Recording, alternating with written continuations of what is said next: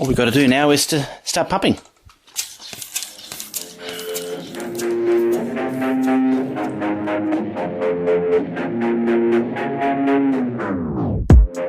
What is going on, everybody? Welcome in to a special guest episode today here with Garret Greenlee. You guys know him from his wonderful YouTube channel, Football Analysis.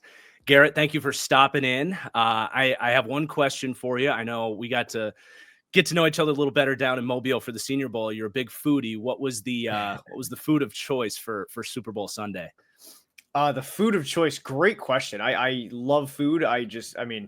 Look, you really can't go wrong on Super Bowl Sunday. You know, there's buffalo chicken dip, wings, pretty much every food you're not supposed to have is certainly applicable for Super Bowl Sunday. Ultimately, though, I went with chili. I had a couple servings of chili. It was great. You know, cold weather. Chili is just, to me, the perfect cold weather food. And a couple servings, a little melted cheese on top. I'm a big chili guy. I had some chili myself. I normally we usually host a Super Bowl party and get Canes catered, which I'm a huge Canes guy. But we had to push the party off this year because I did come back with COVID from our adventures out in Mobile. So hopefully you didn't catch that from whoever was me. But glad you're feeling better. Yeah, doing better. Ready to talk some ball. So we got three main topics today, you guys. We're going to do our Super Bowl takeaways, just kind of shoot from the hip there. And then we're going to talk about all of the fresh coaching hires, all 7 of them, give some grades for that. And then we're going to wrap up with a little bit of draft talk, just talking about some of our kind of early guys that have stood out to us early. I'm gonna grab the mic first here with the Super Bowl takeaways because I got a bit of a mini rant towards the NFL here. That is one of my takeaways from the Super Bowl, and that is that the NFL needs better general managers. This Super Bowl was just a complete and utter Howie Roseman fest. Just you wonder how you get the total dismantling of the 15-2 Kansas City Chiefs, back-to-back Super Bowl champs, and you just blow them out of the water better in every single phase. And it's because you're looking at the players on this team throughout the game, and you're like, oh, yeah, that's a guy the Eagles never should have had a chance to get. That's another guy the Eagles never should have had a chance to get. There's 2 more guys. Let me go down the list for you. You start with A.J. Brown. You heard of him. He had a pretty good game. They were able to get him for just the 18th overall pick in the draft. They jumped on that kind of before it became normal to trade a pair of high first-round picks for a wide receiver. So they steal him. The Jalen Carter acquisition is one of the truly craziest deals for a team coming off the Super Bowl. The Eagles had just been to the Super Bowl against this Chiefs team when they got Jalen Carter with the 9th pick in the draft. How they were able to get him is a crime by the league. The New Orleans Saints gave the Eagles that pick when they traded a future first to come back into the draft because they felt they had to have Trevor Penning. Trevor Penning was the guy that was going to set the Saints back over the edge and be this glory team. So they go and suck because we all knew they were going to suck. And the Eagles get the 10th pick in the draft, which they then flip with Chicago because somehow Jalen Carter falls to the 9th pick, and the only team that picked up the phone with a good offer was the Philadelphia Eagles. So many things had to happen for the Eagles to get Jalen Carter, who I would say finished down the stretch as a legitimate defensive player of the year type of candidate. The amount of attention that he sucked in this game to open up lanes for everybody else, the film tells that story. In that same draft, by the way, they got Nolan Smith with the 32nd pick in that draft, their own pick, or 31st pick in the draft. The 2 cornerbacks that everybody's talking about from this recent draft, Cooper DeJean in the 2nd round. Sorry, Chris Collinsworth, not the biggest 2nd-round steal ever, but there's a reason he's hyping it up that much, right? This guy never should have been available in the 2nd round. Let's rewind a second. Remember that Saints trade, Garret?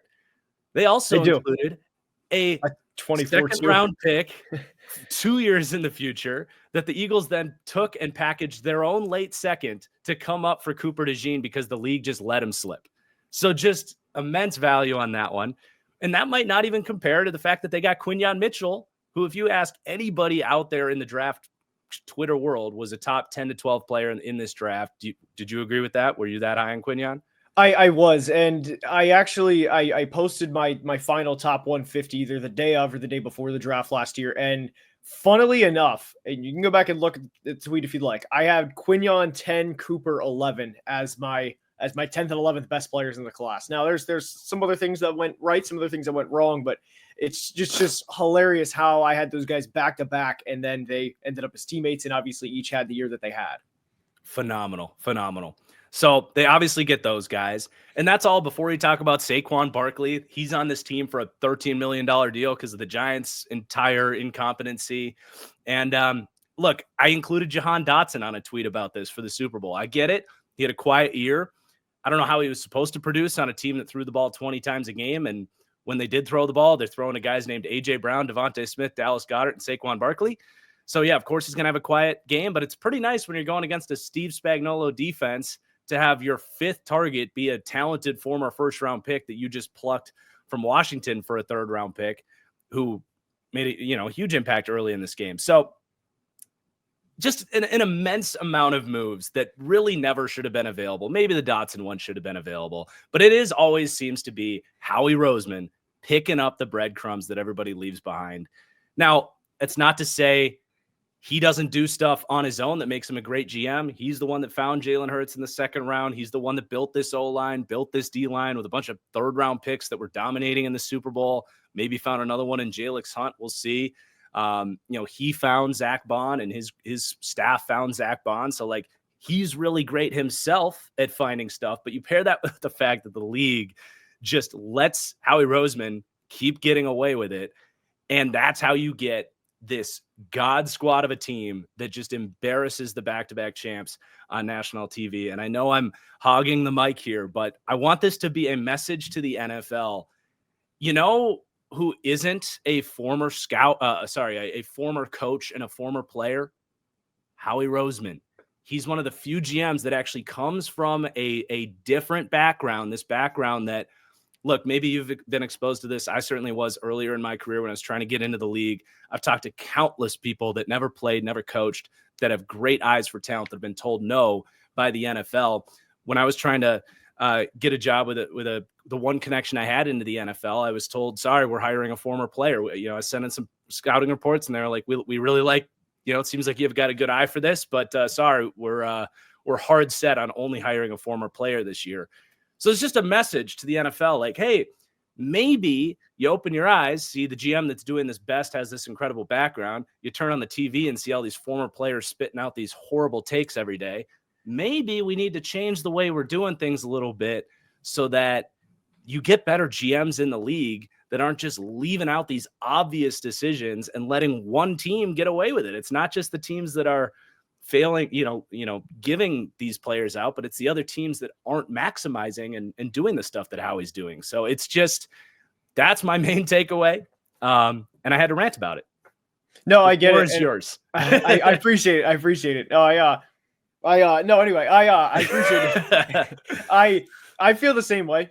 And I think whenever I look at Howie Roseman's body of work the last 3 or 4 years, and I've praised Howie over the past, just really since probably 2022, just in terms of the construction of the roster. And I look at all of the moves that Howie's made, and it's just, there's a lot of moves. And I know you do the same thing. Whenever you sit back and think about what a team should do, there's a lot of decisions that Howie's made that I just sit back and look at, like, if I were in that position, I had the opportunity, I would have done the exact same thing. And I don't mean it just from a result standpoint, but to be able to have the vision at the time and to even be able to have the opportunity with the Saints in 2022 to be able to essentially rob them, knowing they are not going to be a good team in the 2022 season, and that they are still peddling water, or whatever the phrase is. They're still just treading above water. Treading now, water. Like, yeah. Right. They're still treading now water. They're sinking, but right. But just to have the vision, just to say, you know what, we'll just take a year. We'll just get your first round pick next year. You guys can go and have this pick for a player that I was never a big fan of in Trevor Penning in the draft process. And then to be able to turn that into Jalen Carter and Nolan Smith. And by the way, I did went to Add in that Nolan Smith in the playoff run had 19 pressures in 4 games, due in large part to Jalen Carter's presence. And Nolan had 31 pressures in the regular season, but to be able to have those key 19 pressures in a playoff run, obviously Josh Sweat is going to receive most of the love, especially for his performance in the Super Bowl, and rightfully so. But just the vision from the start, even back in 2021, to trade back with the Dolphins a month before the draft so they could get Jalen, or so they could have, the 6th pick, because we knew quarterbacks were going early that draft, so that they could have their selection of a receiver at number 6 overall, and then to take advantage of the division rival Giants in that draft while it was going on with the Cowboys, to trade directly in front of them, because everybody in the world knew they wanted Devontae Smith, and to be able to say, hey, here's the 3rd round pick or whatever it was, to move from 12 to 10, while the Giants eventually traded back with the Bears so they could get Justin Fields, so the Giants could draft Kadarius Toney. Anyway, the Eagles winded up with Devontae Smith, and the Cowboys ended up with Micah Parsons. I mean, the vision that Howie's had from day one was a culmination. Well, not from day one, but since really 2021 was a culmination on Sunday night. And honestly, I would argue, everybody knows about the Jalen Reagor pick. I would argue that was the best thing to happen to Howie, to have that kind of just get punched in the mouth moment, and then you can really just, reset and build your team from there. And since 2021, it's just been hit after hit after hit after hit. Yeah. No, I love how every time you're dropping one of these transactions, it's just like reinforcing what I said. Like, look at all these just horrible GMs and all the stupid mistakes they make in the first round. Did you have any other major takeaways from the Super Bowl, though? Related to game or quarterback play, or what else you got? Yeah, so we talked about it a little bit down in Mobile, but it's to continuously prioritize the trenches. And if you're debating on a player that's maybe a skill position player in the 3rd round, and you're debating on a guy that's about the same talent level, obviously some situations are going to be significantly different. If you need a skill position player, by all means draft that. But the point is, more often than not, just draft the big boys and figure everything out later. If you look at the Eagles this year, it is a laundry list of names on either side of the ball. You can go through the offensive line, the defensive line. They have a laundry list of names, and it's because Howie continuously attacks the trenches. And it's honestly pretty similar to their 2017 team, where they had just pass rush on pass rush on pass rush, and that was a large reason they won the Super Bowl against the Patriots back in Super Bowl 52. And Brandon Graham had that iconic moment at the end of the game. And it was because they had 6, 7, 8 guys that could get after the quarterback. And not surprisingly, it was very similar this year, albeit it was a complete beatdown rather than a game they had to sweat out. Yeah. No, I'm a big believer in building through the trenches. Definitely don't have to sell me on that as well. And I do think this game really wasn't much of a quarterback Super Bowl, despite the big names, really being honest about the tape, because it was really decided in the trenches. But I do want to have a little bit of quarterback discourse here, because there's a lot of that coming out of this Super Bowl, which is very frustrating given what I just said about it being a trenches game. But one of my other takeaways from this game, and really the season at large, is that Mahomes is human, and he has been human realistically for about 2 years now. But I think most people have been scared to basically knock him down to the level of other quarterbacks in the league, because he just never lost, right?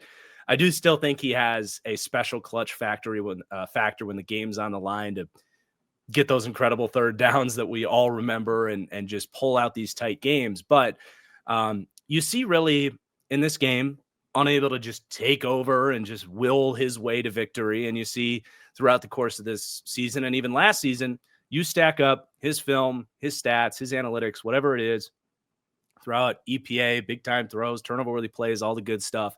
Stack it up with the other quarterbacks that have risen to that level. Lamar Jackson, Josh Allen, I would argue Joe Burrow. I think coming out of this game, it's exciting to head into next year with the feeling that it's not Mahomes and company in terms of who's definitely going to win, who are the best quarterbacks in the league. And it's really setting up an exciting kind of narrative for me to kind of look at the AFC next year with this kind of almost like 4-man superhero race with these 4 guys kind of at a similar level. No, I couldn't agree more. And that is for what it's worth. I know Jalen just won the Super Bowl, and I'm really happy for him. But I do think the big four in the AFC, and I think you can legitimately make a case for any order within the big four of the AFC. Those to me are those are the top four quarterbacks in the NFL, and I think there's obviously a really strong case for Jalen at 5, because when the moment gets big, Jalen Hurts rises to the occasion. We saw that in Super Bowl 57 when he outplayed Mahomes, and Jalen has outplayed Mahomes in not one but 2 Super Bowls now. So the discussion and the discourse around the top 5 to 10 quarterbacks entering 2025, mainly in the 5 to 10 area, I would argue is extremely open. I think there's that upper tier, and then there's that second tier where you can make a case for really 5 or 6 quarterbacks to be that 5, 6, 7 area. And it's an exciting time to be an NFL fan and an analyst too, for that matter.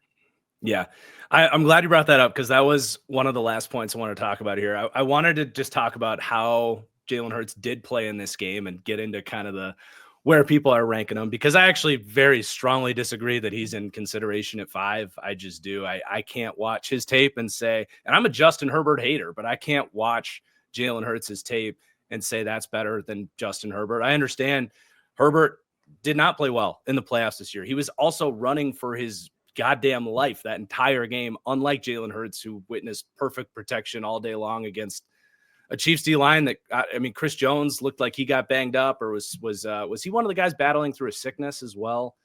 He may have been. I know he left the game due to a knee injury, which was not discussed after. So I'm assuming like he's fine now. I feel like it looked like it was non-contact, but like I feel like if anything happened, it would have been reported immediately after the game. Yeah, but you take Chris Jones off that Chiefs D line and have him try to go against the Eagles, it's like that's a complete and utter mismatch. So I guess, what did you think of Hurts' performance? I felt like, I guess I'll start. I felt like he played well. I didn't watch that game and be like, oh my God, like Jalen Hurts is so unbelievable. I think he maximized his skill set, which is being involved in the run game, handing the ball off, throwing the ball underneath on early downs. And then when they get to third down, they're going to protect them and take vertical shots to their unbelievable receivers, AJ Brown. And if he's covered, hey, go throw it to Devontae Smith, who would be a top 6, he'd be a starting wide receiver on 16 teams in the league. Again, he played well. He stepped up. He also threw an interception in the second quarter that I thought was going to invite the Chiefs back into the game. The deep shot to Devonta Smith that's going around. Look, the Chiefs are just sending the house in desperation mode. It gets picked up. He lobs it out there. It's slightly underthrown. I don't know. I didn't watch that game like, wow, Jalen Hurts has got himself into the top 5 conversation. I'm not taking him over Herbert. I'm not taking him over Stafford, who is dealing with horrible offensive line play all season long. I'm not taking him over Jaden Daniels. Not taking him over CJ Stroud, who was not in a good situation this year. I thought he played better than people really give him credit for. That's my tier 2 right there. Now, I do, and I know Eagles fans have already left the chat with me hating on him, but I do want to give him credit. I made a video about him back in like week 5 when everybody was hurt and he had to do a little bit more for this team and it looked ugly. I made a video about how they kind of have a Jalen Hurts problem. They obviously don't have a Jalen Hurts problem at this point in time because of everything we said about Howie Roseman. And they've structured that contract just so brilliantly. He's still only going to be like $26 million cap hit last year, I think, in the third year of that extension. So he's been cheap for them for since that extension. But my opinion on him has risen. I think he's done a much better job of protecting the football. That is no doubt like allowed them to go on this run. He doesn't dig them in holes like Mahomes did in this game. It's a big part of it. He's leaned into the idea that this is a super team. He doesn't have to be a superhero. And he tried to be in the first few games of the season. He took that out of his game really since the moment I posted that video. So that's great. And I think you got to give him credit for the amount of accuracy that he does throw with. While I don't think he's this surgeon from the pocket and that system makes his reads pretty easy, he doesn't sail balls out of bounds. He throws with that gorgeous kind of Russell Wilson-esque moon ball, and he puts it on the mark consistently.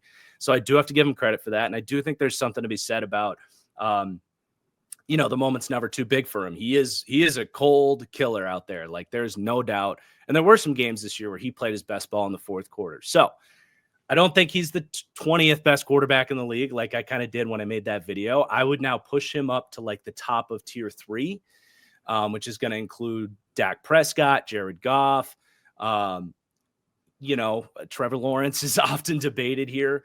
To me, you take any of those other quarterbacks, you put them on that Eagles team, that's what you get. I would expect a similar performance in the Super Bowl given this circumstance from those other quarterbacks.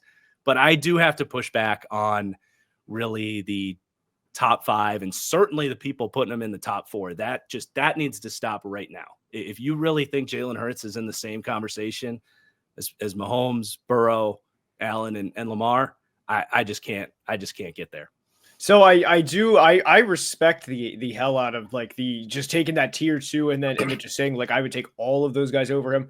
What I would say right now is Eagles fans, if you are still watching, you can take comfort in the fact that you were 2-0 against Marcus's team this year, and I also speak as a fan that was 2-0 against Marcus's team this year. But I digress. Anyway, I think it's fair to say I think there's two things that can I think there's two things that can be true regarding Jalen Hurts and the situation that he's in. I think every Eagles fans would acknowledge that, hey, this situation is as perfect as you're ever going to have, but it's also built around Jalen in a perfect way. I don't think there would be a better situation for another quarterback suited to his skill set. And you can obviously say, well, you could have any good offensive line and you could have anybody hand the ball off to Saquon Barkley, but in the sense of how Kellen Moore schemed it up this year, how they were playing within Jalen's strengths while minimizing his weaknesses. After the Bucs game, in which they only lost one game from that Week 5 bye all the way through the Super Bowl, and I think it is absolutely worth noting that Jalen Hurts left that game early because it was against the Commanders, and Jaden Daniels had to throw 5 touchdowns against a team without their starting quarterback for most of the game. So I think whenever you maximize both Jalen's skill set and the team, that Jalen is in that 5 to 10 discussion. Now, I will say if I were starting a franchise directly from scratch, I have to pick a quarterback. I don't get, Jordan Mailata, Lane Johnson, Arthur Juan Brown, Devontae, Saquon, everybody else. I would not take Jalen. I would not take him 5th, but I don't think he's that far off. I think he's in that general discussion, that 5 to 10 area. Again, I wouldn't take Jalen. I think it is a little hard to take Justin Herbert right now over Jalen, and I say that as a huge Herbert fan. Ultimate drastic scenario, gun to my head, I would still probably choose Justin, but that playoff game rubbed me the wrong way for Justin just because it was, biggest game of the season. You have every chance to rewrite the narrative, everything since that Jags playoff game, in which I will still kind of stand by the fact that they put up 30 points on the road within that Jags game. They shouldn't have lost. Shout out Brandon Staley.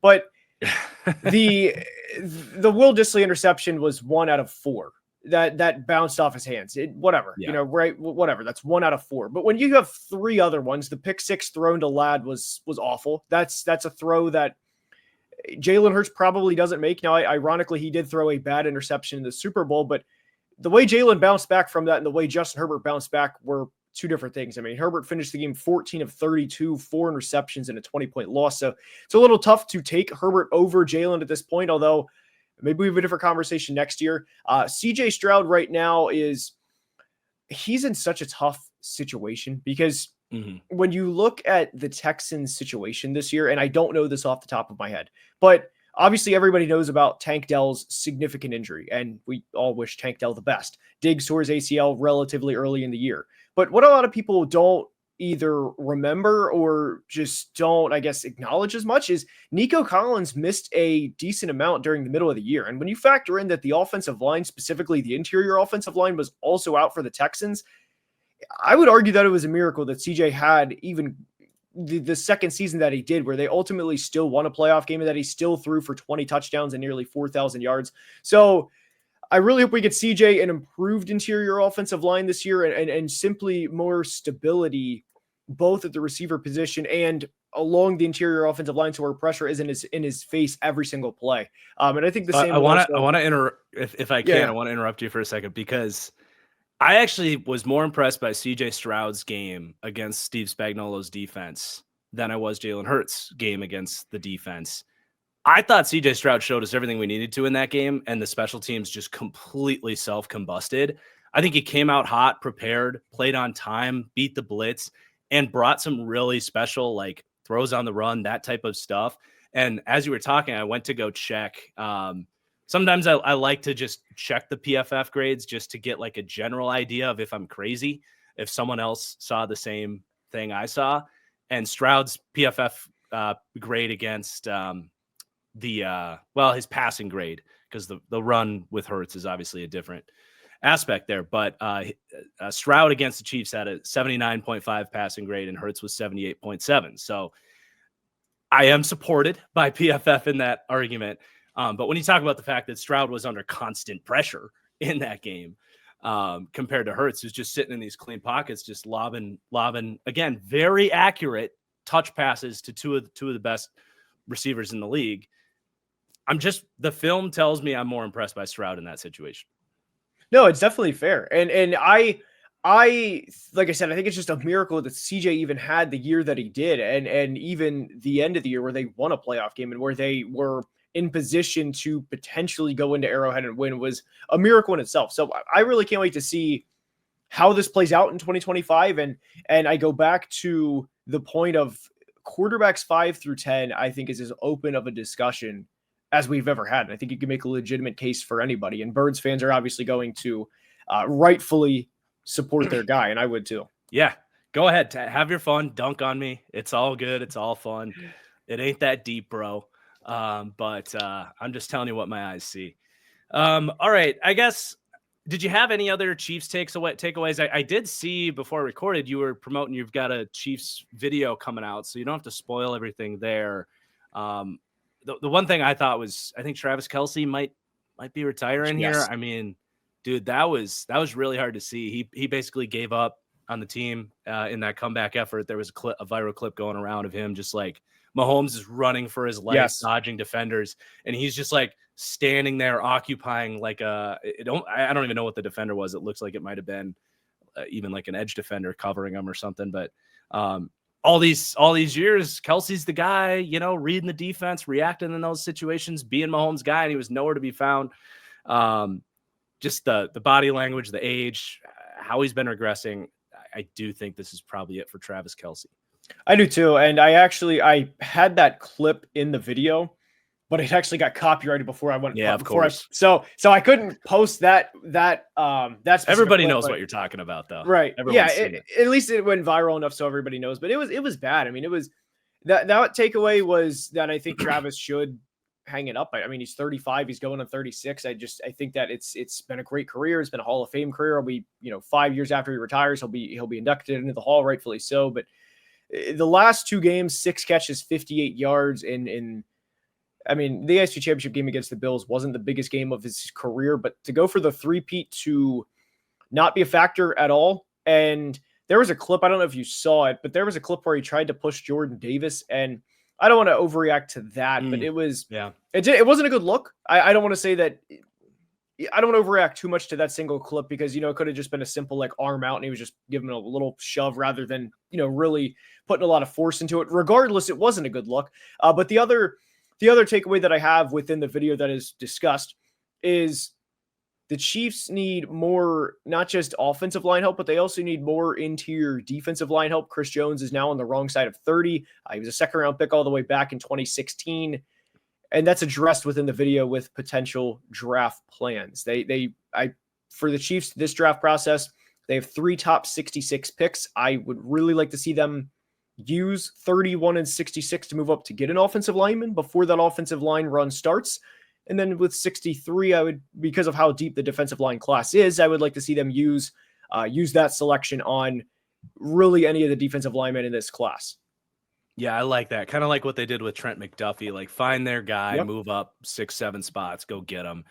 Certainly a tackle that is a big need. Couldn't agree more. And yeah, they just haven't I mean, Karlaftis is a good player, but they haven't really had like slam dunk additions to that D line outside of Chris Jones. So I would imagine that's going to be their takeaway. And I do think, and this is the last point, and then we'll move on to the coaching hires, but I do think that reinforcements are kind of on the way for them. I think Xavier Worthy is getting a lot of praise for this Super Bowl. I mean, sure, he did some good stuff in garbage time, tracking that ball over the shoulder. It's great to see it on film. That doesn't do as much for me when the Chiefs are already dunking Gatorade on Nick Sirianni at that point. Yeah, thank you. That would be ironic. But I do think he really came on in the last 2 months of the season, started to just do real receiver stuff instead of just catching drags and jet sweeps and stuff. So that's good to see, just that he can ball, because he's just kind of got this track background, obviously, and had a lot of questions coming out. Rashee Rice is going to be playing for them at some point.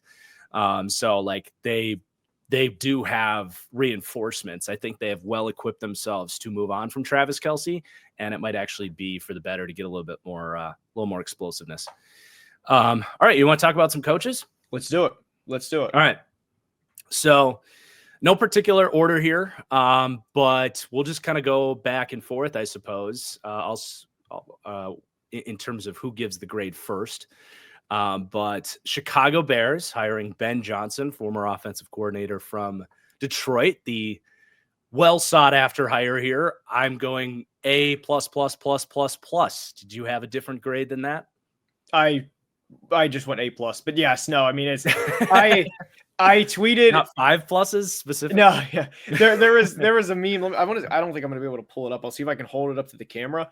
I'll do this. I actually just thought of this, but it was, I'm actually not going to be able to pull it up, but it was the meme where the one guy, where he's like, yes. And then it's like, yes, Ben Johnson is off the Lions. And then it's like, oh man, he's still in my division. It's incredible. I mean, just great hire for the Bears. I didn't think it was possible. And I think we'll discuss more about ownership with another team coming up shortly, but I didn't think there was any chance that they'd be able to hire him.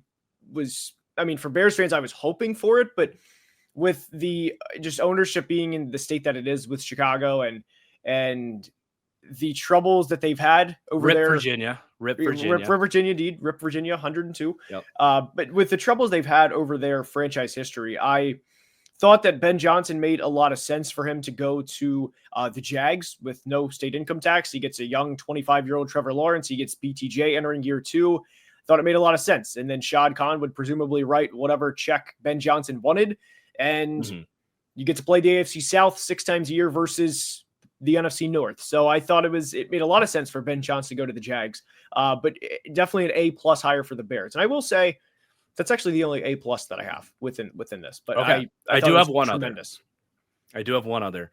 I also, the reason I think I threw a couple extra pluses on there is because they landed Dennis Allen, who I just have a ton of respect for. Had a falling out because the Saints became a dumpster fire in terms of trying to replenish that roster. And maybe he, voiced his opinion. He wanted Peyton Turner. He wanted, some of these other guys that were early busts for them. Jesus, I couldn't believe they spent a 2nd round pick on, I can't even think of his name because he doesn't even play anymore, but the Notre Dame edge, they took Isaiah the Foskey. 40th. Isaiah Foskey. Yep. It was like, dude, that guy was like a total late 3rd or early 4th round guy. But I just think the roster ran so dry by the end of it that Dennis Allen couldn't do what he wants to do, which is blitz, play tight man coverage. And they just didn't have the bodies to create pressure. Because if you're gonna play that bump and run style, you better get home in the first couple of seconds, because you're jamming guys, but you're gonna leave a lot of space after a few seconds, and that's what we saw in New Orleans. Getting back to Chicago, they got some corners. They've got a high draft pick this year. I think they could potentially be a sneaky team to make a play for Myles Garrett. We'll see if that ends up happening. But you get to pair Ben Johnson, who's just, I think he's probably the most sought after head coach in 10 years. I think this is more than Brian Daboll, who I thought was an excellent hire by the Giants when it happened. Still will defend Brian Daboll at times, but you pair the potential offensive prowess to get with Caleb Williams and what I think this defense could be capable of pretty quickly. NFC North is going to be an absolute gauntlet, man. I really think this is a superstar staff, and the best of hires. So I'll let you give your grade first on the Cowboys hiring Brian Schottenheimer. I'm excited to hear your final grade on this one. I admittedly probably gave this was my lowest grade. It was a little probably nicer than I probably should have been. I gave it a D+. I just I was not a fan. I thought this is the one where I said ownership plays into it. I'm at a point. I think one of the biggest lessons from 2024, there's going to be people that say, well, obviously this is one of the most, easiest things you could have ever picked up on. But and we discussed this in Mobile. I just think 2024 was more of a representation of bad teams with bad owners are usually pretty bad. They stay bad. And not that the Cowboys were bad. I mean, they had 12 wins from 2021 through 2023. They were the only team to do that. Even the Chiefs didn't do that over that span. But I look at Jerry at this point with him getting into it with reporters the way that he did. He basically said at one point during a press conference or during his weekly call this year with whatever the radio station is in Dallas, it's like the Star or whatever it's called. He basically said that I'm not your boss, but I can have you fired if you talk to me like that or something to that effect. And that's where the franchise is. Jerry is definitely going to hinder the team. Dak is a good quarterback. I think even Eagles fans would be able to acknowledge, and Commanders fans and Giants fans would be able to acknowledge that he's a good quarterback. Now, he's not elite, but the $90 million cap hit is not ideal. And I know you have to pay talent, but I was not a fan of this hire at all. I would be pretty surprised if he breaks the streak of conference championship game appearances, but I was not a fan. Yeah, no, it just reeks of Jerry Jones for every reason you said. I feel almost identical to this, to the way I felt about the McCarthy hire. I don't think it's going to be a disaster. I don't, especially because so I gave it a C-, by the way, so I'm pretty close to you. And it would have been like a D, but I actually think whoever was making the staff decisions, which might have been Schottenheimer, it might have been Stephen Jones, I don't really know. Someone could probably tell me that. But their staff hires were great. Matt Eberflus as a defensive coordinator is like exactly what teams should be trying to do. I like that. Where you find the failed head coach that's a great defensive mind. It's very, very in line with the it's nice. Steve Spagnuolo line of thinking. And then you also do something that I've talked a lot about in my podcast that I haven't seen a lot of teams do. If you're going to have an offensive-minded head coach that's calling the plays, presumably, go poach someone's offensive line coach to be your offensive coordinator. If you don't feel great about your O-line coach, that's a way to steal a major asset from another team. You know what I'm saying? So they go and get Clayton Adams from Arizona. I know Arizona hasn't had this great offensive line. I would say they have overachieved relative to the talent base that they had. I thought they did some pretty good stuff this year with that offensive line, with a bunch of street free agents, late round draft picks. Yes, Paris Johnson, but that's about it. He had a good second year. And over the last couple of years, he's done a good job. I mean, the breakout of Hjalte Froholt has been really impressive down there. So I love just the kind of strategic approach. And I wouldn't be surprised if that was the Cowboys front office, that I actually do think is very underrated as a drafting team. I wouldn't be surprised if they voice their opinion like, hey, here's some league trends that we can steal some value. Go get the failed head coach that's not going to get poached anytime soon to be the defensive coordinator. Go get an offensive line coach, steal him, give him the offensive coordinator title, even though he's not really coming in to call plays or drop the offense or anything like that, just to get him in the building. So that did show me some competency from the Dallas Cowboys. I'm actually going to raise it to a C after talking through all that, because I do think there is a lot of sound process there. But yes, Jerry clearly needed his yes man. If this wasn't the case, they probably could have attracted one of these bigger names that are considered actual like offensive gurus. I don't actually have anything against Brian Schottenheimer as an offensive coordinator, but nobody thought he was a head coach caliber guy. So I will land on a C there. That's my biggest thing. Sorry, that's just quickly. That's just my biggest thing, is I feel like it is the epitome of Jerry's yes man. They've done a lot of things right, though. They really have over the past couple of years. They've brought in solid talent more often than not. Yes, they've drafted their disappointments. Everybody does. It's part of the process. But that's my biggest thing with it. Is just I feel like it's the ultimate yes man. Yeah. All right, Saints, go Kellen Moore. I gave this a B.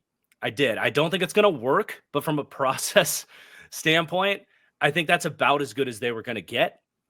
Really, the only thing I'm going to say here, because I could go on a long rant. I've done it on previous episodes about just how garbage this situation is. I think Derek Carr is the last quarterback on the planet that I'd want to be on my roster. Just a coach killer left and right everywhere you look throughout his career. The cap situation, they're just deprived of talent. Goes on and on. No one wanted this job. Kellen Moore was at least like, yeah, I figured he was probably going to be a head coach at some point in the next couple of years, coming off the win with Philadelphia. All I'll say is show patience. Prove that you're going to be willing to be patient with this. Accept that this is going to be, you're not going to win a lot of games in the first couple of years. Don't be next in line of these teams that kind of butcher these head coach hires because you get a good guy, but look at the win-loss after 2 years and say, oh, see you out the door and bring in someone else. Got to be patient with this one. That's all I'm going to say. So I gave it a B. I looked at it as a situation, and I kind of graded this on a curve because it's not a normal situation. You're so many millions over the cap. You don't have a good roster. You don't have a good quarterback. I gave it an A-, but again, I graded it significantly on a curve because I was surprised they even got Kellen Moore. I didn't know what they were going to do if they didn't hire Kellen Moore because this situation is truly about as bad as it gets. I mean, the naming the top 5 players on this roster would be pretty difficult just in terms of, I mean, especially when you would stack them up against other teams' top 5. Well, let's do it. Players. Let's do it. Let's have some fun. Okay. So I'm going to start with, let me preface this, by the way. Chris Olave's future is uncertain at this point. We of course wish him the best, but that's uncertain. I was going to exclude Olave from this strictly because of that.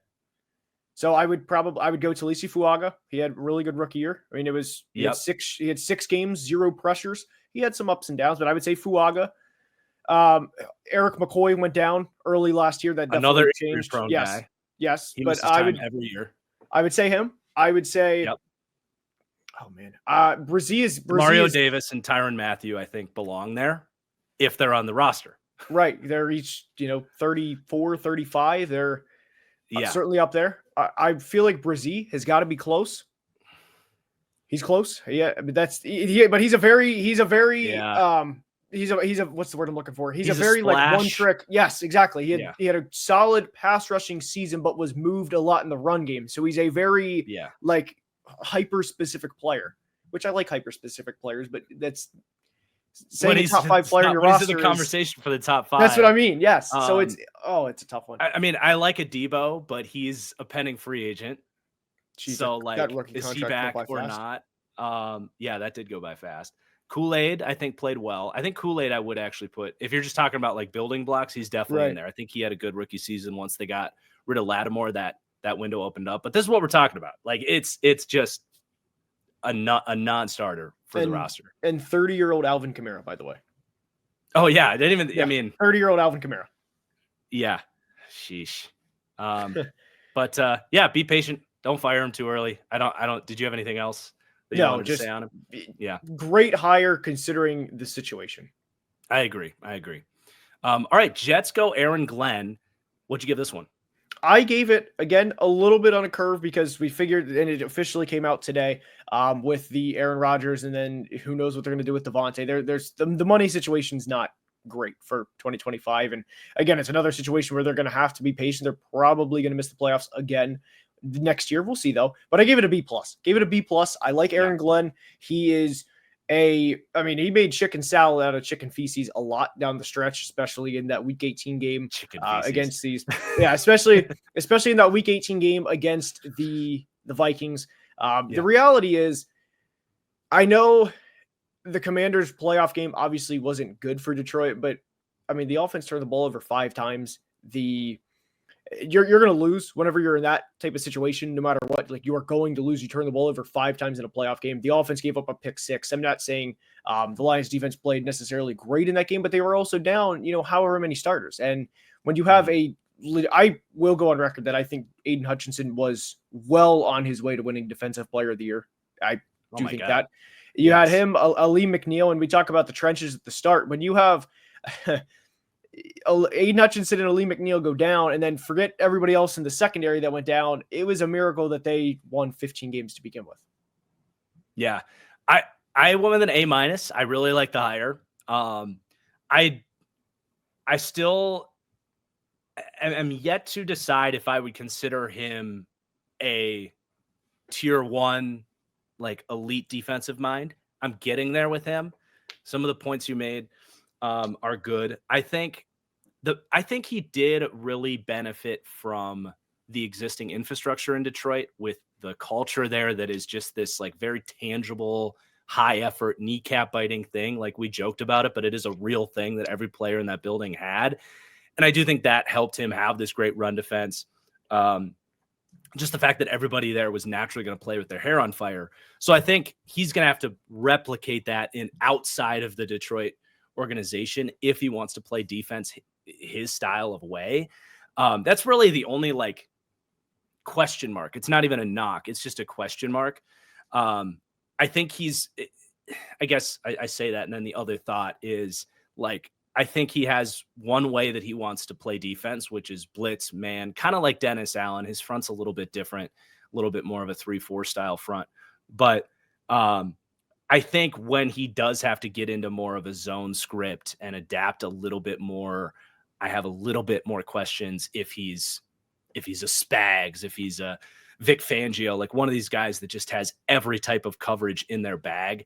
And when I see a team hire a defensive head coach, I do want the full breadth. I want it to be an elite mind. But all that said, given where the Jets were, I think it's a phenomenal hire to try to revamp the culture, literally just going with the Detroit way of thinking here. Love that they did exactly what I would have done with Aaron Rodgers and not close the door on him coming back. But as soon as you can say, get your ass up here, we're going to talk. And you're gonna set the terms. You're gonna say, no Pat McAfee. You're gonna be here for practice. We're gonna call the plays. You're not gonna change the plays. This is how it's gonna go. If you want to be here, we still think you can throw the football. We still think you might even be the best option for us next year as a quarterback. But this is our team. This is not your team. And if you don't want to be a part of that, fine. We'll let you out the door. And that's exactly what they did. And Aaron Rodgers made his decision there seemingly. So I think they're going about it the right way. And I also love the offensive hires that they made. I got a lot of crap when I praised them for hiring Scott Turner as their pass game coordinator. Scott Turner's done some good stuff, man. He's never had a quarterback. He was there with Washington when Taylor Heineke went on that run and they almost beat that Bucs team. They gave that Bucs team the best run for their money when they won that Super Bowl. And he went to the Raiders like mid-season last year. They fired Luke Getsy and he steps in.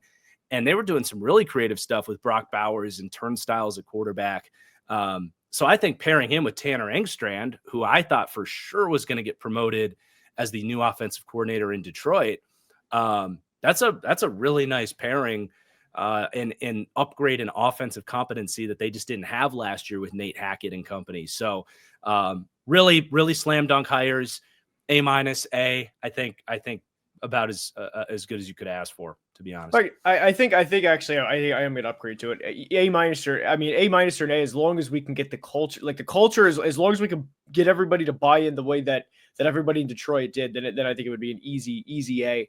But that's a big if, especially again from ownership within that team. I have a lot of questions with Woody.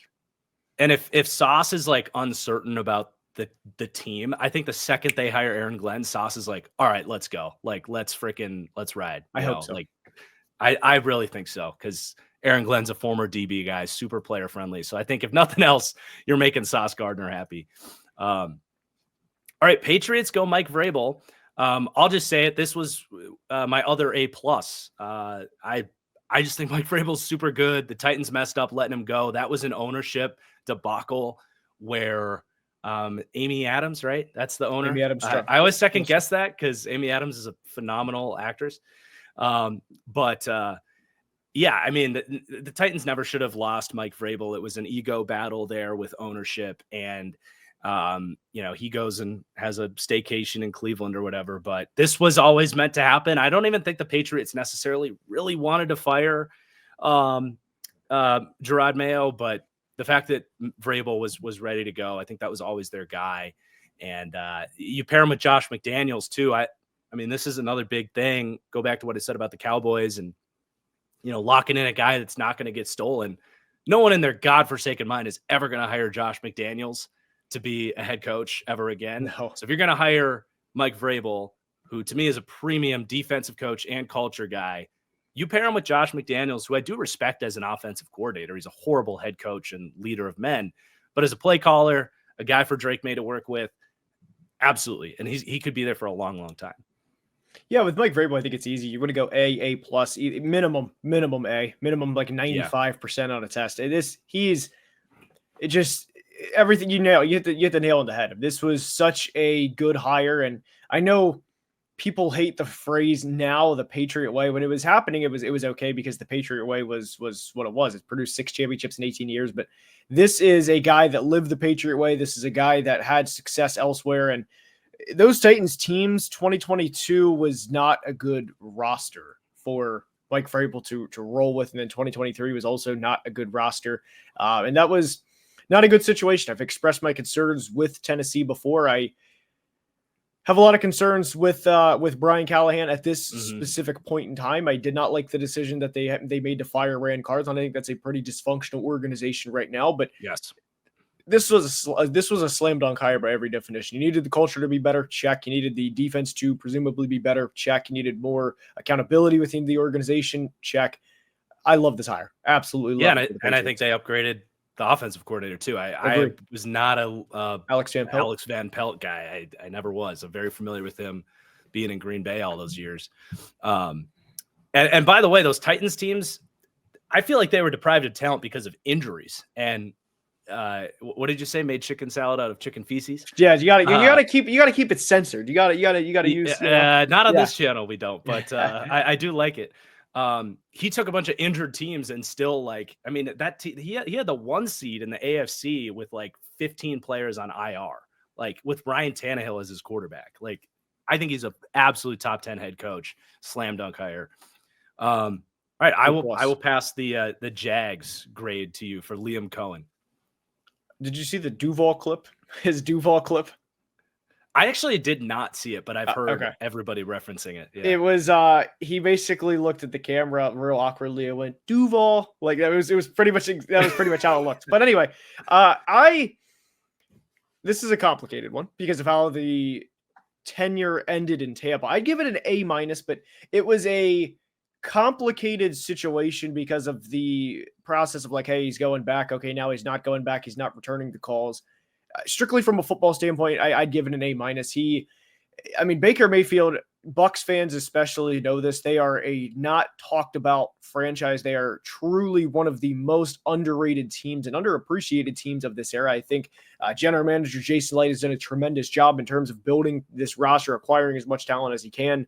And Baker Mayfield just threw, believe it or not, for over 40 touchdowns. Now, some of that can certainly, that's Baker making plays, but Liam Cohen was the one calling the plays. So I think this is a really good hire. And I like the Doug Peterson hire for the Jags when it was made because of the similarities that we'll discuss with the Raiders and Pete Carroll in a minute, because it brought stability to the franchise. But that obviously wore out. And now we have a chance for an up-and-coming offensive guy, Trevor's career was obviously that rookie season was about as disastrous as it possibly could have been. But now we're at a chance with Trevor in year 5 where we can legitimately go up. And I understand that people have the Trevor Lawrence fatigue of, well, he's never going to be the guy that he was touted as, and maybe he won't. But I don't think 30 passing touchdowns for Trevor Lawrence in year 1 with Liam Cohen is out of the equation entirely. Yeah. I was just thinking, Trevor Lawrence is probably a year older than like Bo Nix. Yeah. He's 25. He doesn't turn 26 until like week 8. October 6th. So, he has the same birthday as my dad, actually. Oh, yeah. So that's how I know that one. Yep. I had a hard time finding anything because it does seem just like a very good hire. Like just trying to find anything negative to say about it. Like, I guess the fact that you weren't able to be the team that landed Ben Johnson is like maybe a slight disappointment because there was a lot of potential buzz there. I do think as soon as Joe Brady pulled out of the running too, and maybe he didn't love everything going on in Jacksonville, Like those were two guys that would have gotten an A+ for me. But I did go A for Liam Cohen just because I don't really have anything negative to say about it. He's done phenomenal work. You go all the way back to making Will Levis look pretty good at Kentucky in his second to last season was his best tape. So, he's got the McVay background. Seemingly everybody that works with Sean McVay goes and like has success. There's just a vibe about it that just works. And I also am annoyed that they stole my Green Bay Packers linebacker coach to be their defensive coordinator, Anthony Campanelli. I thought the Packers linebacker group, I think we talked about it when I came on and talked Packers on your channel. I was talking about how that linebacker group was going to be a real mess this year. It just wasn't. And that wasn't even Quay Walker like stepping up. It was getting Edge Cooper to like show legitimate processing as a rookie. What they got from guys like Isaiah McDuffie and Eric Wilson, who used to be on the Vikes, right? But really impressed me with that linebacker group. That the Packers were like the one team that could really. I mean, the Chiefs did a good job, but they did it by just completely selling out to stop Saquon Barkley and just loading the box. The Packers were really the one team on this stretch that actually kind of slowed down Saquon in a relatively normal way. So I think they got a great defensive coordinator hire there. Excited to see him carry on his success. And yeah, I went A for the Jags. I also, by the way, I wanted to add one thing real quick. Their offensive coordinator, Grant Udinski, was from the Vikings, and every like beat reporter, like everybody that covers the Vikings was legitimately upset that this dude left. He's like 28. He's like, people think of him as like the next guy up, and that Kevin O'Connell really not leaned on him and was basically like, hey, what should I call here? But he really, really respected his opinion, really, really not cherished, but really respected his input on pretty much any situation. So when you factor that in with the Liam Cohen hiring, I like the process here for the Jags all around. And by the way, good on them for moving on from Trent Baalke. That's a big deal as well. That was why Liam Cohen flipped, really. I think that was why that whole drama played out. So yeah, excited to see who they go with, but it literally can't be worse than Trent Baalke. So, okay, last one, the Raiders. What'd you give the Pete Carroll hire? I gave it a B. I thought it was pretty simple, pretty just like, let's just get some stability in here. We are not a good organization. Over the past couple of years, I think the records are, I want to say off the top of my head, 6-11, 8-9, and then 4-13 for a combined record of 18-33 over the past 3 years. Just raise the bar, raise the bar as to where we are now. Acquire better talent. I think Pete will certainly play a part within that in terms of his evaluation of talent. Not that he's perfect at 73 years old, but just raise the bar. That's how I see this. I think everybody sees it that way. Just raise the bar of where we are now, and do not be the punching bag of this division and continuously be the punching bag of this division. Yeah, I have a hard time finding an opinion on this one. I feel like, to me, this screams transition coach. Like you said, raise the bar. I think it's a really good way to put it.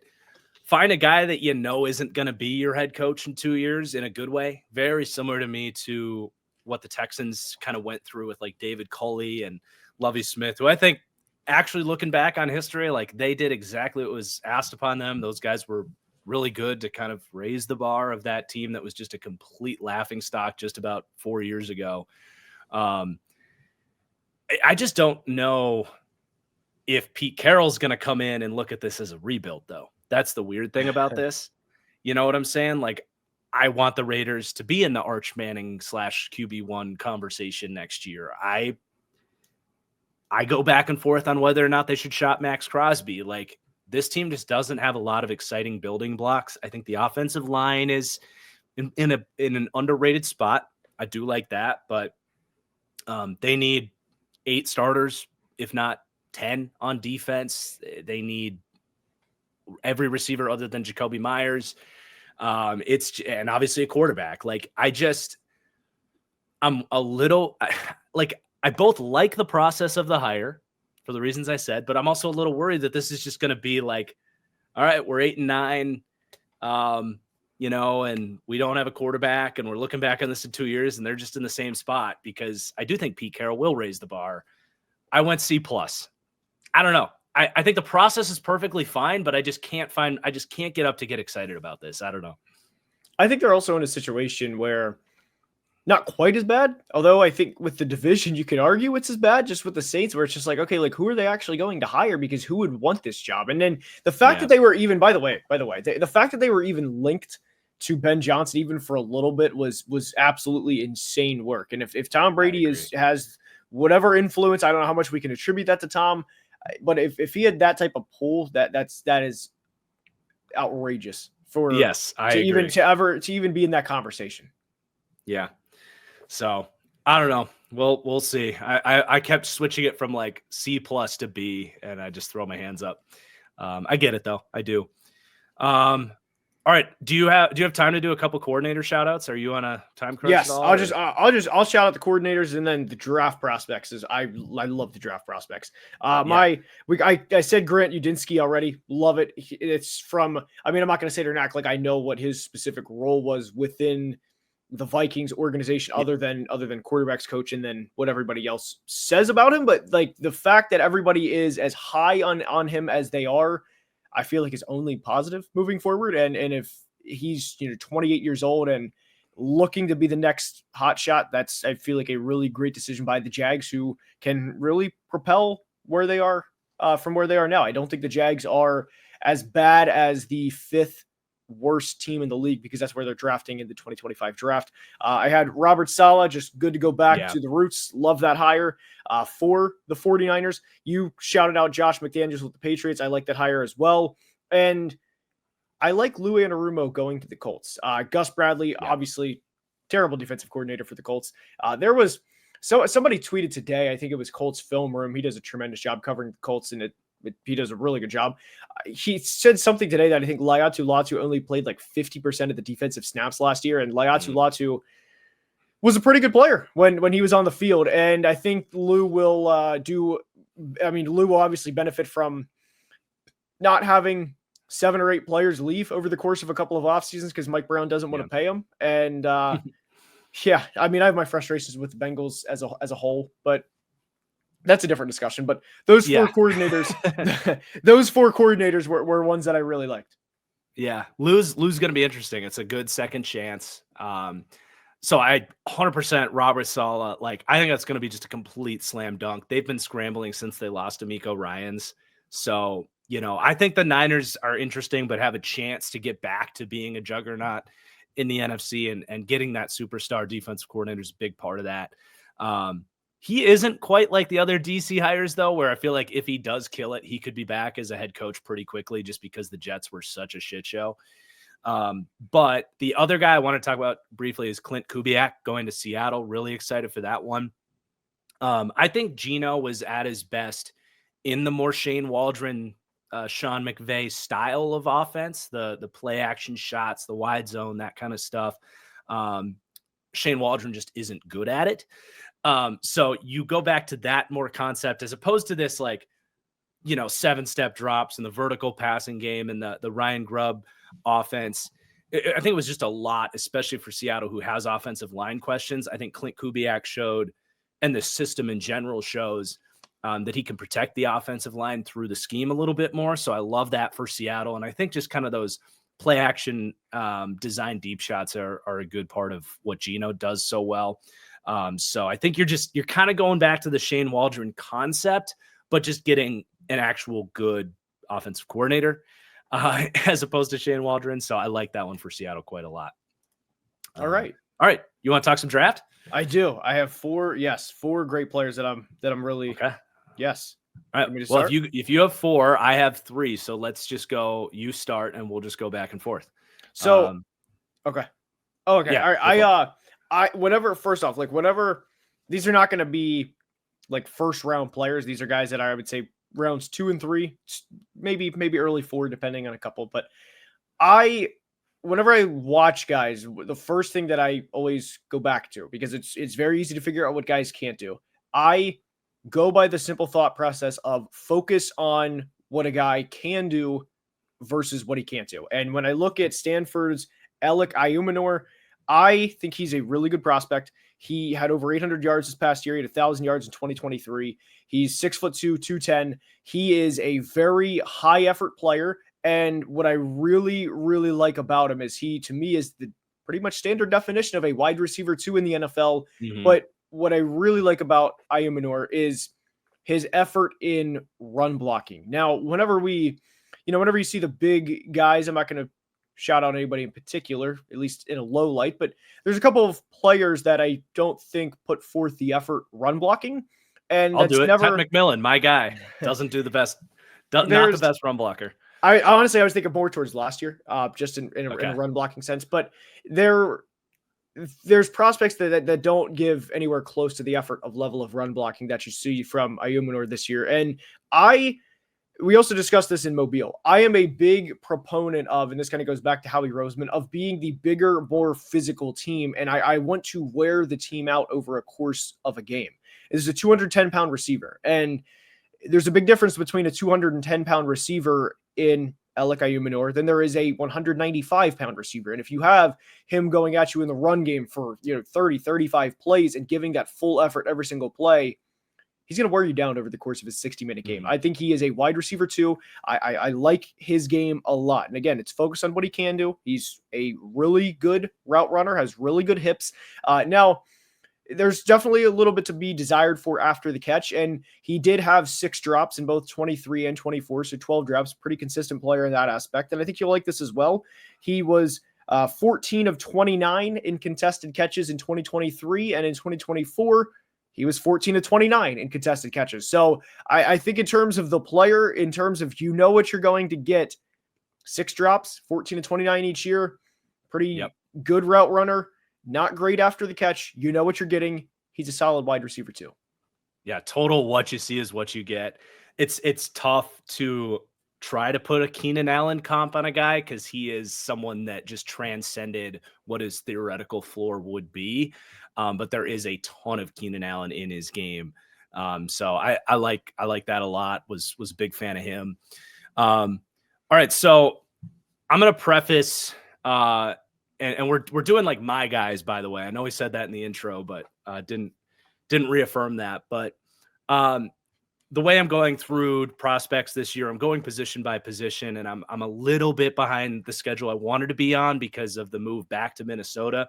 For viewers of the channel, I'm hoping next year to like start draft way earlier so that we can have some of these fun conversations even sooner. But a couple of the guys I'm going to talk about, I haven't really gotten into the film yet. It's more like first impressions from the highlights and some other stuff. But TreVeyon Henderson is the guy I want to talk about. He has really stood out to me.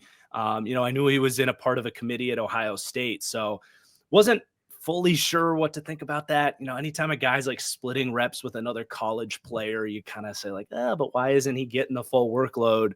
And did he even, I should know this, but is he a 4th-year player? Did he come back? Do you know that? I thought he was, because I thought he could have came out last year.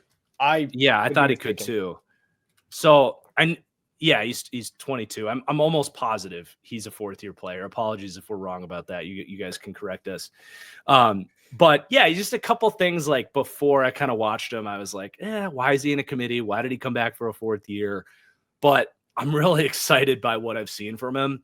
I think even more than like some of these other, obviously there's Ginty, but like Marion Hampton, Caleb Johnson, some of these other really good backs, Henderson just brings some more juice in kind of a Jahmyr Gibbs, kind of James Cook kind of way where like, not only is he going to give you some tough running and break more tackles than the average back, but if he gets into that second level, you've got a guy that can really clear away.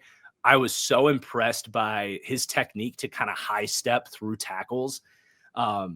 Reminded me of your guy, Adrian Peterson, a little bit, just in that technique. Just you see it in the highlight reel, just the way he just kind of shrugs guys off and then accelerates through it. Really excited by his upside. And like my early first impression is that he might actually be my RB2 over Marion Hampton, who I like a lot. And I know I'm not completely alone in that opinion. But yeah, he was the first guy I wanted to talk about today. No, I do like TreVeyon. I Also like his teammate, by the way. I like Quinshawn. Now Quinshawn did have Yeah. a little bit of an underwhelming year, at least relative, but he's a national champion. Good for him. But the second guy that I have, again, this is just I focus on what guys can do. I love Gunnar Helm, the tight end from Texas. I think he compares very favorably, and I'm not a huge fan of forcing comps. I did not give one for Ayumanor, but I think Gunnar Helm compares pretty favorably to Pat Frymuth of the Steelers. I think he's a blend of him and TJ Hawkinson, and he is a really good route running tight end. He is, again, like with Ellick, he's what you see is what you get. He had over 600 yards in his final year at Texas.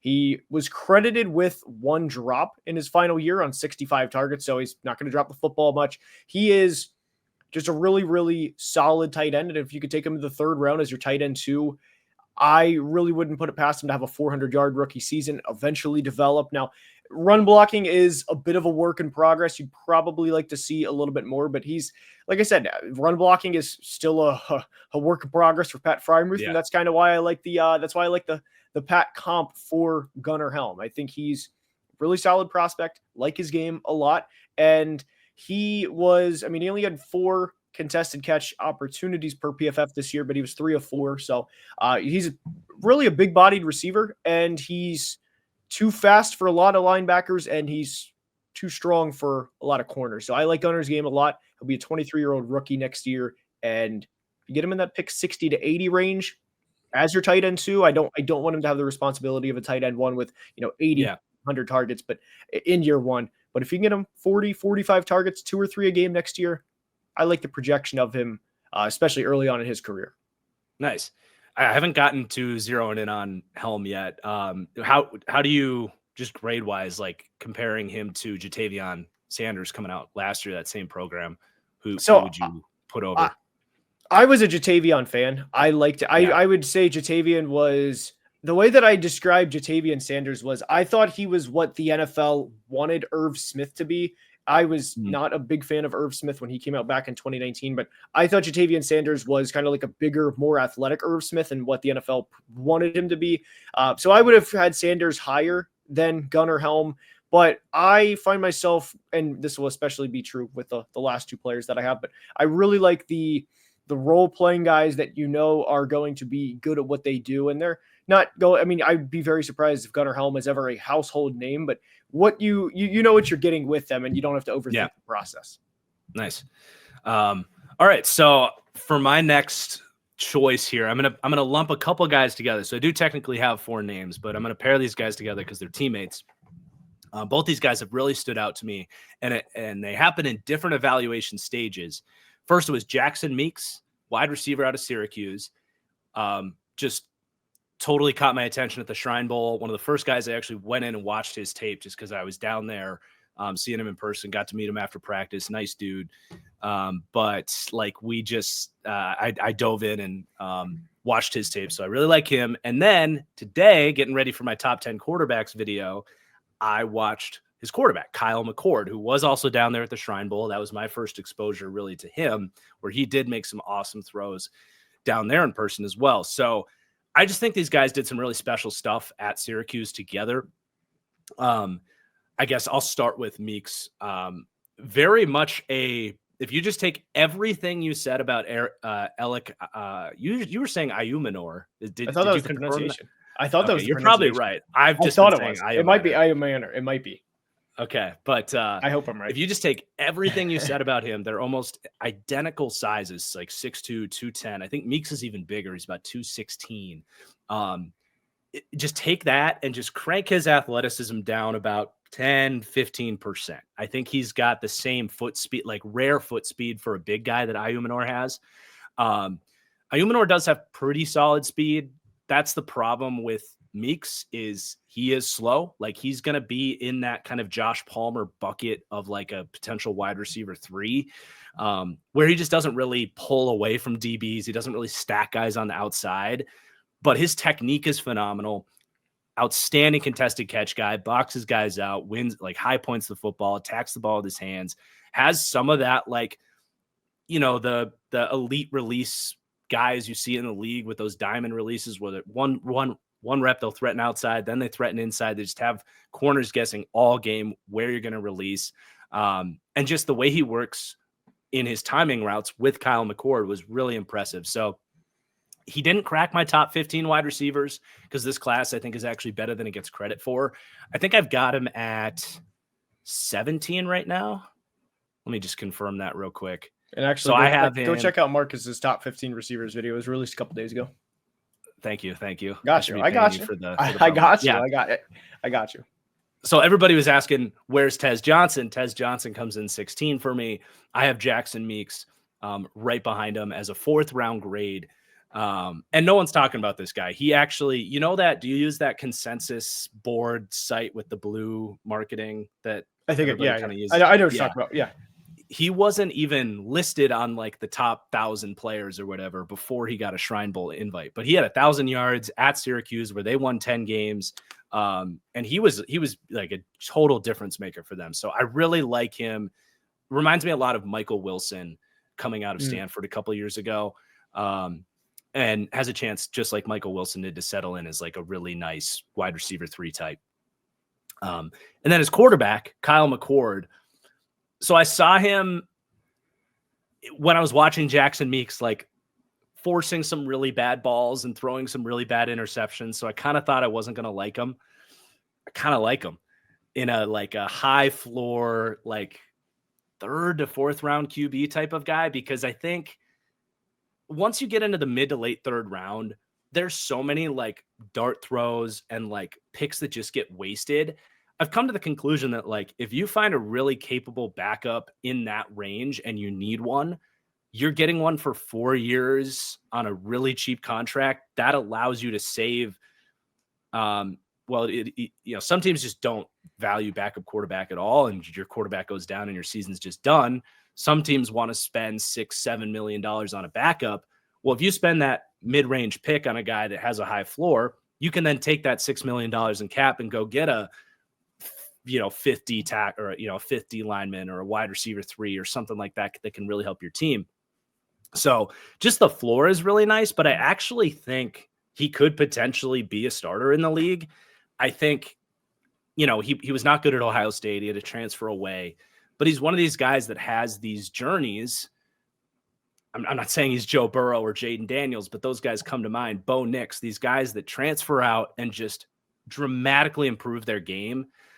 He's done that. And I was actually a little bit surprised when you look at some of those guys, the 3 I just named. I was a little surprised that he didn't take advantage of that COVID year to come back and potentially have like a monster 5th season. Maybe he didn't have a ton of confidence in the program because they are losing Meeks. They are losing Gadsden, the tight end's going pro too. So maybe he felt it was going to be harder to repeat what he did and go capitalize now. But I actually think great processor, plays on time. Just kind of that like machine gun drop back. If it's 3rd and 5 and he's got a blitz coming or a complicated zone, like he's unfazed, he can move the sticks and keep things alive.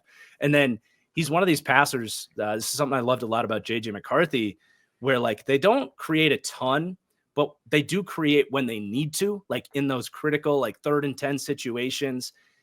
He's not a guy that's going to just take the check down and punt. Like he's going to try to find a higher percentage look down the field and use his feet or push the ball into traffic down the field and have an arm punt as opposed to, throwing the check down that leads to a punt anyway. So that's where some of those interceptions come in.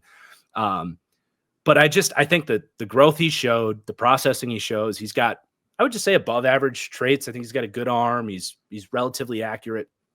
That's the last thing I'll say about him is he understands the value of ball placement as much as any quarterback in this class. I think it's something Shedeur does really well, but I saw the same thing with McCord, where he's going to make a conscious effort to hit the back shoulder away from the DB. He's going to make a conscious effort to lead you on a crossing route to set up run after catch opportunities. He just seems to be more thoughtful about his ball placement than maybe some of the other top quarterbacks in this draft.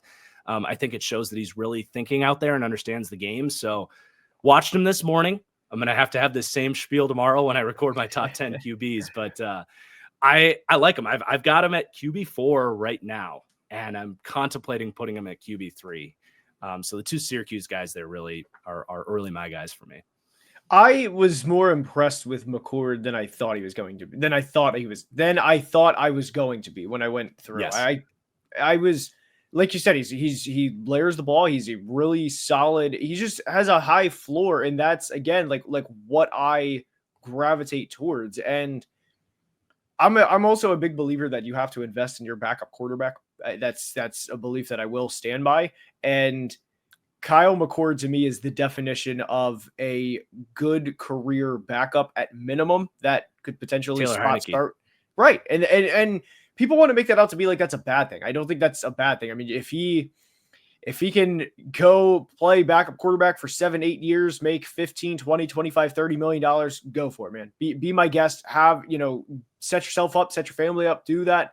That is the ultimate goal if you can do that, and then also kind of not get hit in the process and not take the shots. But anyway, Great job. That's exactly that would be the life. Now, my next player is a guy that you were pretty excited about when I texted you about him, Darius Alexander from Toledo. Yes. He to me is a middle rounds, like early to middle, like late 2, mid to late 2, early to mid 3, just that type of guy. You mentioned the Chiefs video that I released earlier. I discussed the Chiefs potentially bringing him in within that video. I think Darius Alexander is a really good run stuffing defensive tackle that also flashed a lot or a lot as a pass rusher. He had over 30 pressures during his final year at Toledo. He had 38 pressures in 2023. The one big knack on his game, aside from the competition level, which was, Toledo, of course, is that he'll be a 25-year-old rookie. But I think Darius Alexander is going to be a prospect that goes to a contending team, or at least I would hope that he goes to a contending team that basically we just have him as that third pass rushing option, 3rd and 8. We need to get after the quarterback. We need a guy to push the pocket. He has powerful hands. He has really, really strong hands. And you can see it. It's clear on tape when you can see a guy, really like jolt back when Darius really makes contact. I really, really like his game. And ideally, he would be next to Chris Jones next year, AFC Championship game, 3rd and 7. We got to get after, whether it's Josh, whether it's Lamar, whether it's Joe Burrow. We got to get after one of them. I want Darius Alexander standing next to Chris Jones in that situation. That is my dream fit. I like Darius Alexander's game a lot. He's a high effort player, and he's going to be a player that I can't wait to see how he tests in Indy, because there were times where he would get off the ball at the snap of a finger. There were other times he wouldn't. I don't know from a consistency level how much that was on coaching, how much that was on him, what the deal would be there. But if he tests really well, then I would put that more on coaching, and then I think that would obviously raise his draft stock pretty significantly. So I can't wait to see his 10-yard split at Indy, and I also can't wait to see how many times he benches, or how many times he gets 225, because it should be a lot. The jolt when he makes contact with opposing offensive linemen is very imminent on tape. Yeah, I'm really excited to get into his tape. Definitely a Senior Bowl standout and should test very, very well. There's like a stupid number of defensive linemen in this draft. It's a great year to need D-line. And I'm going to just shout out Olu Oladejo. Talked about him in some of our Senior Bowl shows. Really excited to watch him as well. Edge rusher out of UCLA, high motor, ton of power. I was watching my boy Brosmer, the quarterback from Minnesota. They had a game against UCLA, and I naturally was gravitating my eyes towards Oladejo, and he's out there pulling off cross chops like Latu did there the year before, and I'm like, man, this guy, he was chirping it in practice. He's high motor, like super athlete. Seems to be a very high floor edge defender. So excited to get into him. But I wanted to shout out my last guy here, Anthony Belton, offensive tackle out of NC State. Again, haven't watched the tape, so this will be interesting to revisit when I do kind of get to my offensive tackle rankings. But everything I've seen and heard from him so far alludes to me thinking he's going to be a my guy. He's 335 pounds. And if you've got that anchor at the next level, it's a great starting point. If you're not going backwards, like 90% of pass rushes that you're going to see in the league are trying to move you backwards. And he did not move backwards at the Senior Bowl. The PFF grades on him, again, I haven't watched the tape yet, but 87.5 .2 PFF pass blocking grade his final season, just 12 pressures allowed. I'm very interested in him as maybe a kind of very different player, but similar to like what we saw from Rosengarten for the Ravens last year, a late second round pick that ends up as a kind of surprising starter early on. So I don't have too much to say about him yet, but those are a couple names, I guess, that I've been intrigued by early on here. My final guy is a player that I like a lot. It's Donovan Ezeraku from Boston College. He finished his collegiate career with a 60 pressure season for the Boston College Eagles.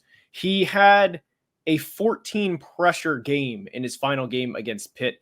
You name it, from a long bendy edge, you name whatever move he wants. He even flashed a ghost at just 21 years old. He is nice. A phenomenal pass rusher. He has all the tools in the bag, cross chop, rip and dip.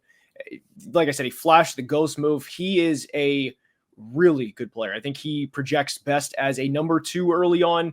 I think there will definitely be a bit of a transition period from just the strength level, or the strength of the NFL and going up against guys, potentially like a Lane Johnson or a Jordan Mailata. But if he can, you give him you give him a year, and like I said, he shouldn't be a top 25, maybe late round 1, but that 30 to 50 range is where I really like Ezeraku. He is a really good prospect. And again, when you focus, like I go back to the focus on what a guy can do, he has a tool bag of pass rush moves, similar, though not exact, but similar to what Latu had coming out of UCLA, where it's just, counter on counter on counter. I like this tape a lot. And I actually sat next to him on my flight out of Mobile. Nice. So it was cool to like talk to him just for a second. I wasn't harassing him or anything, but it was just cool to be like, hey, like, good luck in the NFL and everything. So good kid, like him a lot. And he'll only be 22 in his rookie year. So I think his ceiling is pretty high, and he is definitely one of my guys. Awesome. Yeah, it's hard not to think back to Harold Landry with him, who went in like the same round out of Boston College, very similar skill set. You don't scout the helmet, but man, if he had a Harold Landry career as a 25 to 50 range pick, that'll absolutely play in the league. All right, Garrett, you were very generous with your time, so thank you. Anything you want to say before we get out of here? I know you got that Chiefs video coming out tomorrow. Obviously, everybody go check that out. You got anything else to say? Actually, one thing real quick. I forgot this off the top of my head. What was the Packers division record this year? Thanks everybody for watching. We will have some more division. I'm flustered now, man. I mean, I knew it was coming. I'm still flustered. Good thing I didn't bring up Tyron Hopper. Oh man, talk about wasting third round picks. I mean, oh man. All right. Thank you everybody for watching. And we will see you with some positional rankings and stuff coming up soon on the channel. Everybody go follow Football Analysis as well. Appreciate you having me on, Marcus. Appreciate you having me on. That was fun. Peace out.